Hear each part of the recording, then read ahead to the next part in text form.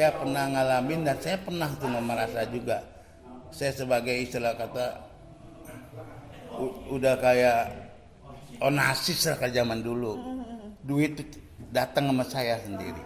Gak nyari duit tapi datangnya malah datang sendiri. Saya pernah ngalamin begini.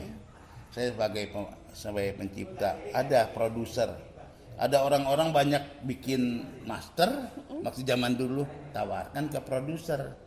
Itu produser sampai minta bilang begini, lo cari lagu si Ukat, ntar kalau udah lo beli lagu si Ukat baru lo jual master itu. Jadi master itu laku karena lagu saya. Itu sampai orang itu nyari-nyari saya walaupun lagunya juga belum ada, udah berani ngasih duit uang sendiri. Itu loh saya pernah ngalamin begitu. Itu kok apa yang bisa bikin orang-orang trust sama Pak Haji? Nah itulah kekuatan Allah.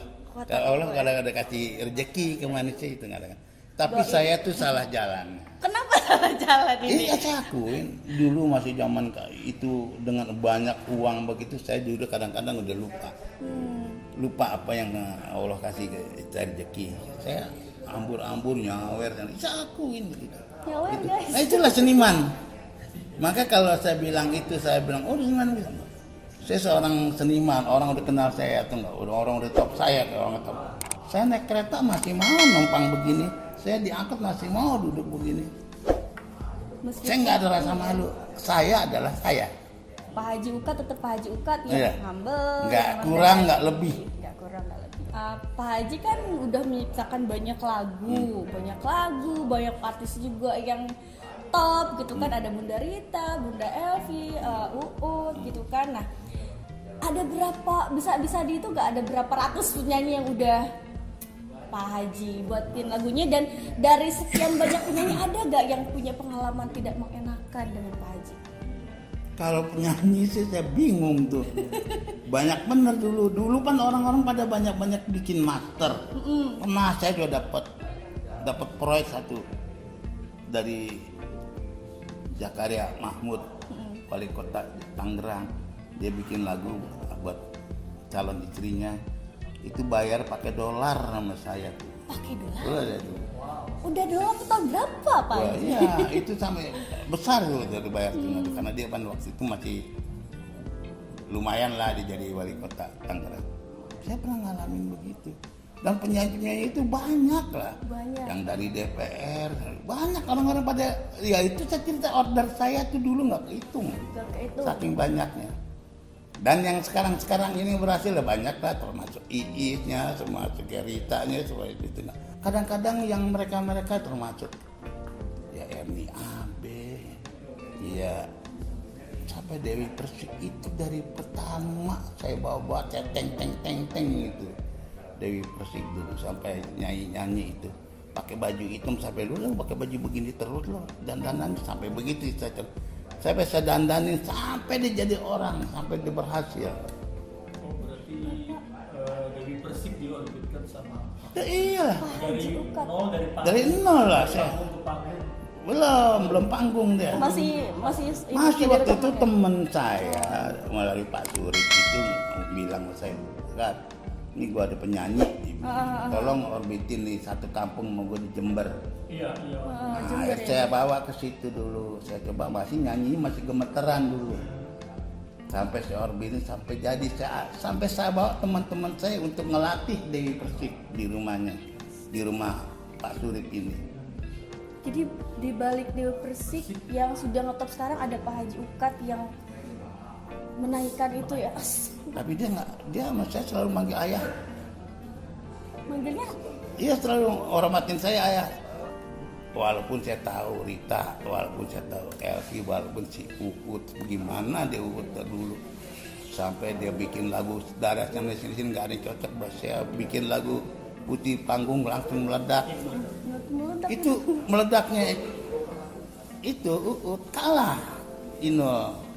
Goyang itu tuh kalah liwat. Dia bisa menghasilkan lebih dari 1 juta keping. Saya sendiri dapat HDX-nya. HDX itu gimana tuh? Dulu kan ada HDX. Jadi kalau kita dulu rekaman dulu kan pakai kaset. Oh iya pakai kaset. Nah begitu saking banyaknya mencapai 1 juta, bisa dapat HDX ya penghargaan di musik ya. saya sampai ngalamin begitu. Ini kan ngomongin musik dari tadi ya, aku mau tahu nih Pak Haji, selain bikin lagu, punya hobi apa Pak Haji Ukat nih ya? Kesukaannya apa gitu? Bikin musik saya. Gak jauh-jauh sih musik sama aja. Hobinya. Saya ditambah komposer, saya juga musik director. Musik director guys. Iya. Luar biasa. Jadi saya pemain musik dulu juga. Saya main musik juga dulu, makanya saya jadi musik director. Ya kalau hobi kita sih ya namanya ya kalau dulu zaman dulu nggak bisa kita nggak, saya udah buang jauh-jauh sifat jelek saya tuh. Saya tuh udah mau cari fokus akhirat bukan dunia. Fokus akhirat bukan dunia.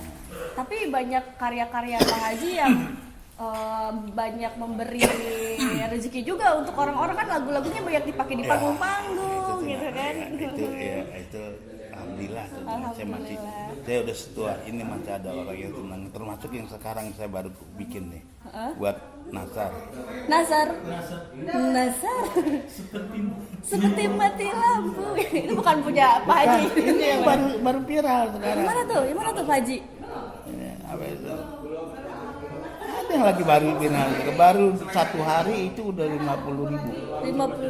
Berarti lagu Nasar yang terbaru itu baru terasa ya Pak Haji ya? Iya. Baru terasa. Nanti kalian boleh cek lagu yang terbarunya Pak Haji Ukat ya. Dan ini juga ada lagi lagu Selingkuh 3 kali ya. Iya, itu udah masuk kali. Ami Award itu.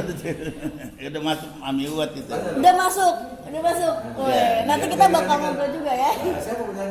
Siapa ya ini ada suaranya, nanti kita ngobrol-ngobrol ya guys. Nah, ini kalau misalkan ngomongin penghargaan pasti banyak banget nih, udah berapa ratus kayaknya nih, udah nggak kehitung ya Pak. Ya, penghargaan ada.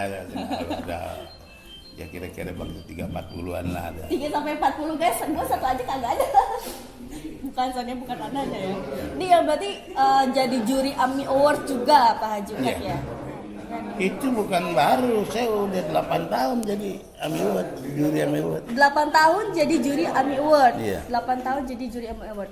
Itu kalau misalkan jadi juri, ada yang jadi visi Pak Haji gak buat menilai lagu-lagu dangdut zaman sekarang? Iya, kita nilai dari lagunya, lagu dangdutnya, lagu daerahnya kita nilai semua. Jadi kalau ada lagu-lagu saduran nggak masuk itu. Nggak masuk ya.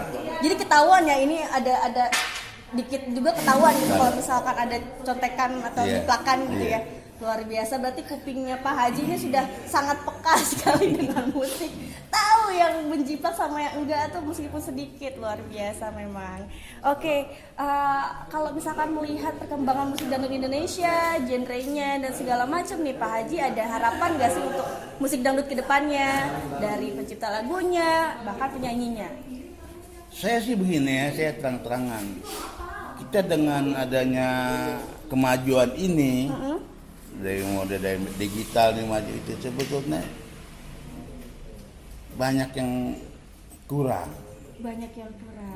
Itu dari segi apa nih Pak Haji? Bukan begini, kemajuan zaman sih benar, tapi kan ke situ termasuk banyak player kita yang nganggur. Player musik. Iya. Pemain drum kadang-kadang udah jangan dipakai lagi. Kadang-kadang dia main digital semua. Iya. Kadang-kadang semua tunggu. Kasihan begitu. Kadang-kadang penyanyi. Jadi kita diajarin bodoh. Diajarin bodoh tuh? Iya. Gimana tuh Pak Haji? Penyanyi sebetulnya kalau dulu dia nyanyi itu apa adanya dan maksimal dia nyanyi kayak itu enggak. Kalau sekarang dia nyanyi paling itu betulin. Oh, pakai ini ya, aplikasi ya. Jadi nyanyi pales kalau udah didengar jadi ini enak banget ini, padahal aslinya nggak kayak gitu. Nah, itu justru enggak. Kita jadi orang itu disuruh bodoh lah. Disuruh bodoh karena kemudahan. Kemajuan zaman ini. Kemajuan zaman. Karena kalau dulu tuh yang saya tahu pakai rekaman juga ribet ya, pakai. Sekarang kita main piano deh. Dengan kalau kita pakai di program kita main teng deh. Gampang kan? Mana cereng di kopi. Gampang amat sekarang main musik. Kalau dulu kita main musik setengah mati. salah ulang lagi dari atas. Betul sih. Iya bener ya, harus naik lagi dari awal gitu. Beda dengan sekarang, siapapun bisa bikin musik asalkan bisa aplikasinya. Iya. Jadi harapan Abah nih untuk para pemusik apa nih Bah? Melihat kemudahan zaman sekarang. Saya sih kalau pemusik saya betul-betul musik itu nggak bakal habis. Itu musik itu biar sampai manapun tuh, sampai kiamat pun tuh nggak bakal habis. Bakal habis. Nggak bakal habis. Walaupun orang mau bikin bagaimana tetap masih ada. Ada nggak pesan khusus yang ingin disampaikan untuk para pencipta lagu? Oh, kalau pencipta lagu itu udah sebagian hidup saya itu sih. Sebagian hidupnya Pak Haji para Iya. pencipta lagu tuh Saya ya. pala di bawah, kaki di atas, belain untuk pencipta lagu. Membela pencipta Karena lagu. tuh saya ngerasa apa pahitnya dia pahit saya juga, senangnya dia senang saya juga. Jadi penderitaan dia itu sama lah penderitaan saya. Wah ini benar-benar terharu saya mendengar Pak Haji Ukat menyampaikan pesannya yang begitu dalam dari hati. Dan sekarang lagi sibuk apa nih Pak Haji? 2020 ini kayaknya lagi menyiapkan sesuatu project juga nih ya? Iya, saya lagi satu nyiapkan buat HP record, buat Virga juga. Gema audiovisual. Iya, betul. Nasar minta lagu lagi, udah banyak lagi. Termasuk LP juga minta lagi sama saya gitu. Jadi sedikit banyak saya, walaupun seusia udah di ambang pintu, udah itu nggak saya udah masih ada orang percaya untuk saya karir saya itu. Luar biasa memang. Luar biasa Pak Haji Ukat ini ya. Hari ini kita banyak belajar tentang ikhlas, tentang rendah hati, tentang peduli terhadap pencipta lagu juga gitu. Dan luar biasa pokoknya ya. Kalau misalkan seperti itu, aduh, saya jadi sangat makin mencinta mencinta Pak Haji sebagai sosok pencipta lagu yang luar biasa deh, saya nggak tahu lagi harus ngomong apa.